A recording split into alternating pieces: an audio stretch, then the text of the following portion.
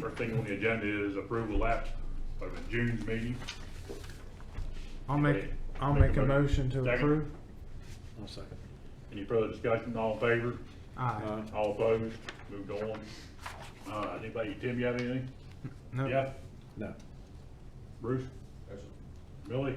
Bruce? I got Bruce in and Bruce Ed, right? I know you're about ready to get started. You got anything to add now? I will add, I'm probably going to be out next in September, first Wednesday. So if we have a meeting, we may need to move to that Tuesday, if that works. So I'll let everybody know. You just don't think it's a problem. Okay. All right, any unfinished business you want to go to?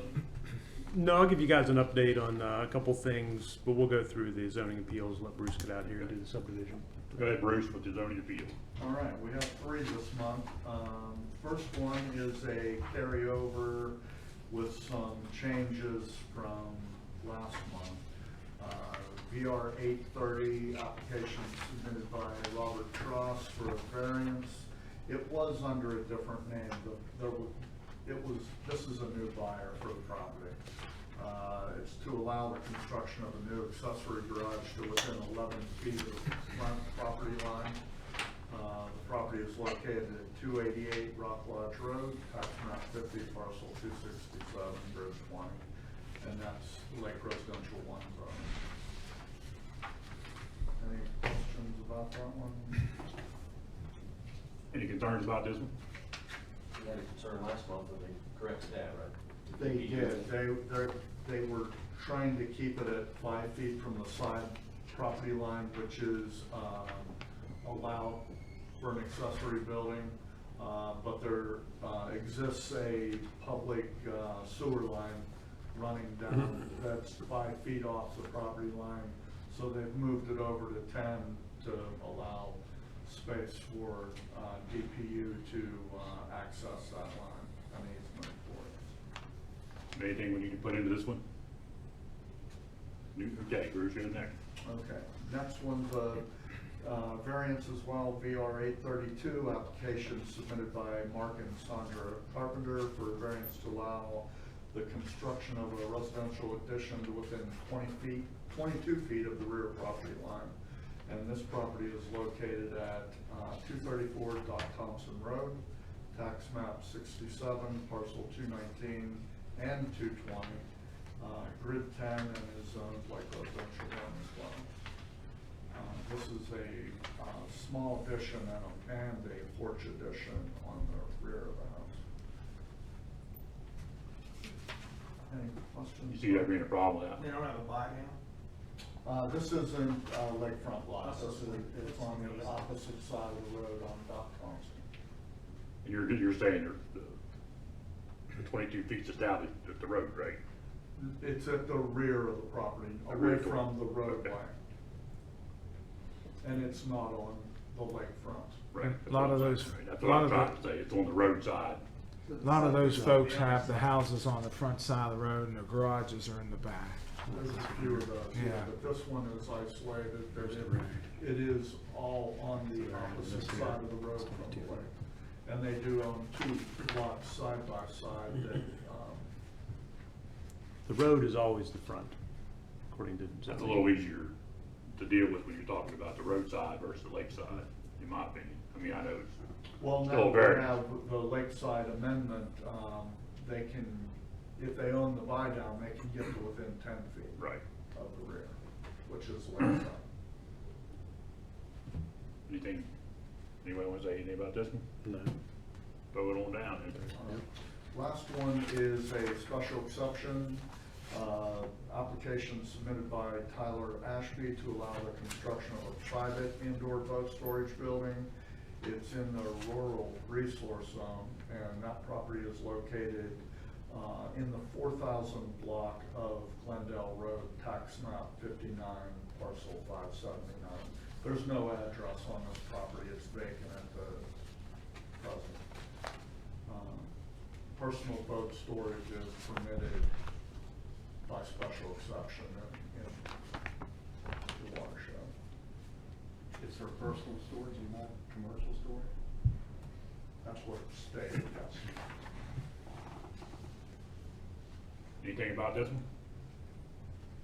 So we might have to put some language in there, just clarifying that this is personal boat storage. All right. Thanks, Bruce. All right. Want to do the subdivision plat? Yeah. We've got two subdivisions, both of them are in 1,000 acres. We've got North Shore East subdivision, lot 23. This is an old subdivision, it actually started back in 2001, so it may predate all of us, but they have slowly been recording lots since then. So this, I believe this is the last lot that hasn't been sold now. So this is lot 23. It's on existing North Shore Line Drive, so no real road improvements required. If there's any questions on it? You got a picture of that one, Bill? I know. Okay, you know where it is. Anybody have any problem with it? Motion? I'll move to approve. Move. Second? I'll second it.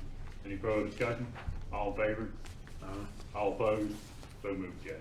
Okay, and the second one is Cathedral Springs subdivision, lot 18. This one was just more recent. You all gave this preliminary approval back in May. Now they've got one of the lots are now recording.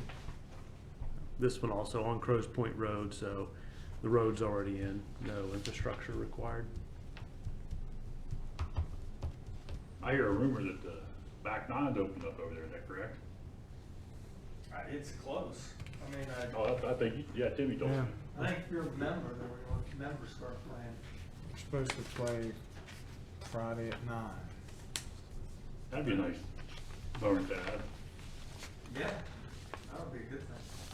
I mean, it's a beautiful place. I mean, the front nine, the back nine is gonna be even more beautiful when it gets back in that problem. Okay, I got off track a little bit. Any problem with this one, Chad, you see? No. Motion? Motion, second? Second. Any further discussion? All in favor? Aye. All opposed? So moved, Chad. Okay, that's all I have for subdivision. I'll give you guys a little bit of update. So the parks plan that we talked about back in June, we didn't have a July meeting, but back in June, the county commissioners eventually approved that later on in the month. We sent it to DNR and they've okayed it, so that's all approved, that's all finished.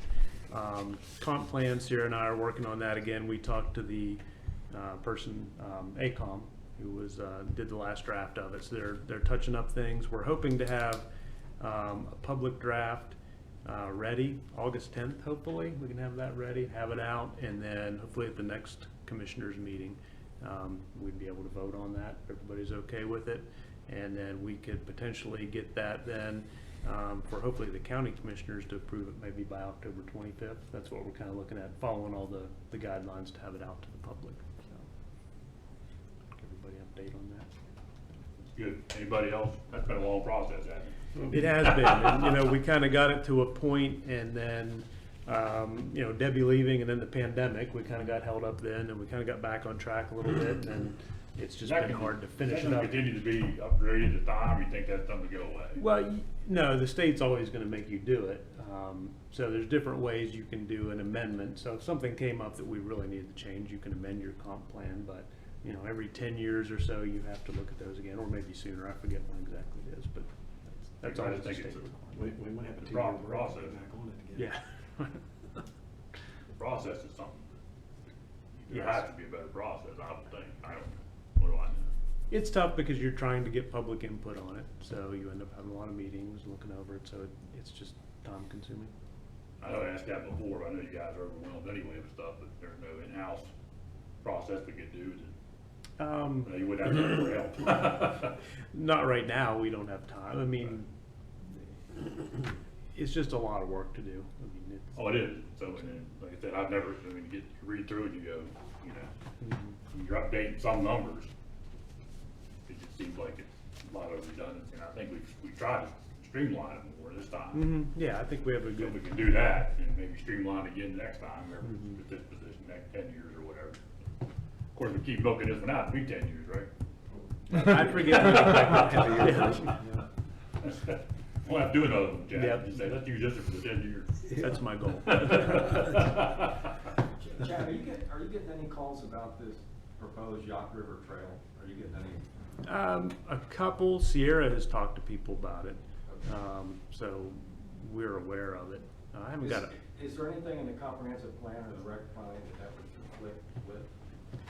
I don't think so. I mean, in the past, we always kind of understood that that whole area was off limits. It was the scenic corridor. You couldn't do anything in there, so it wasn't anything that the county was ever looking at for a potential trail, because we just understood you couldn't. So this would be a change of policy from the state to say that you could potentially do something. I don't think it conflicts with anything in the county. We've always kind of had a general idea that trails are a good thing, and so I don't think there'd be any conflict with anything we have. I think there is a little bit of maybe pushback. I think that trail would require some crossing of the Yaak, and whether that takes away from any of the scenic beauty, I don't know. I imagine the meeting will be well attended. Well, I don't know, Wendell's having a meeting, what is that, Monday night, Tuesday night, The 8th, maybe? I think, Sometime coming up. so, who knows? I think our position is, we haven't formally taken a position, but I think our position is, we support the concept. Mhm. We're waiting to see what the DNR study says. I mean, just because somebody said 20 years ago you couldn't do it, doesn't mean you can't do it Yeah. today. I mean, it's all, so, I don't know. So far, we've only heard from a handful of people that are against it. Mm. And to their credit, they've generated some media coverage of it, some press and stuff. But Yeah. I think the idea would be a pretty low impact trail. It wouldn't necessarily have to be a 8-foot it's wide not a paved 6-foot trail. wide Yeah. paved trail like they're saying. Yeah, I think this would have to be somewhat of a less intrusive trail, but from the old maps I saw of where the logging, old railroads went, they crossed the river a couple times. So I guess that would be the biggest impact, is you would potentially see a bridge across the river. But I've not seen any actual formal plan. I'm just kind of guessing from where the old rail beds went through. Do you have a copy of the plan not the plan, the concept that was done by Jim, was it Christie? No, I don't think I've seen that. I have one, in the Okay. truck, I'll bring it in, I should. Yeah, I'd like to see. I don't. If it's loaned Sierra. to me, I'll get it. Okay, Sierra may have seen it. She's working a little more on that, but I've not seen one. That was just gonna be for foot traffic, wasn't it? I'm sorry. Just for foot traffic, trail, or the concept There for was, like, I think Garrett Trails hired years ago, I can't remember the name of the engineering company, to do kind of a concept exploration, if you will, and they came up with basically what Chad's talking about. They came up with where it could run, where it could cross the river, and it has a lot of information about the type of trail and the surface area and all that kind of stuff. But it wasn't. It was just a concept, I think, at the time. So I don't know what. I'm not sure what DNR is calling it. Is it a preliminary engineering report is what they're calling it? I'm not sure. I think. So we really can't do much till we hear back from that. Mhm. I've got a question for you, Jim, but I think I'll adjourn the meeting first. Anybody have anything else for this meeting? I do not. We're adjourned. Okay. Thanks.